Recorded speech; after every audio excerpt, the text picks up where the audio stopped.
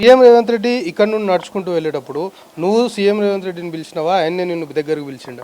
నేను ఇక్కడ నించున్న పోలీస్ వచ్చారో ఏమో అని నించుంటే సార్ కనిపించిండు. సార్ కనిపిస్తే చూస్తే ఇక్కడ దా అమ్మా అన్నారు. అంటే పోయి ప్రాబ్లమ్స్ అడిగాను చెప్పిన. ఫస్ట్ నువ్వు పోయిన తర్వాత రేవంత్ రెడ్డి నీతోని అన్న మాట ఏంటి? ఫస్ట్ నిన్ను పిలిచిండు కదా ఇక్కడ ఉన్నప్పుడు, దగ్గరకు రా అమ్మ అని పిలిచినప్పుడు నీతో ఫస్ట్ ఏం మాట్లాడిండు? నీ పేరేంటిదమ్మా అన్నారు. ఏం పేరు అంటే జశ్వంత్ అని చెప్పాను.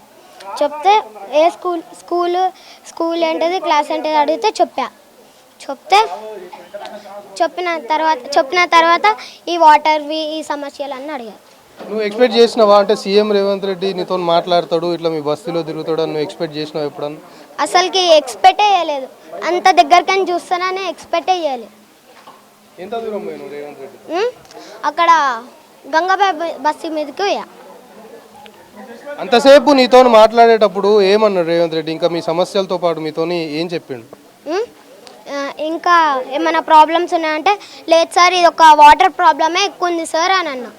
సార్ అంటే ఓకే నేను కంపల్సరీ గేట్ పెట్టిస్తా అని అన్నాను. అంటే సరే సార్ అని అన్నా.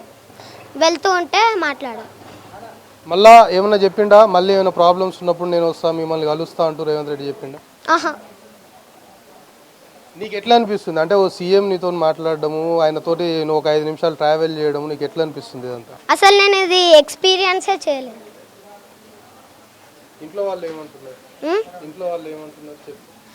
చెప్తే షాక్ అయ్యారు.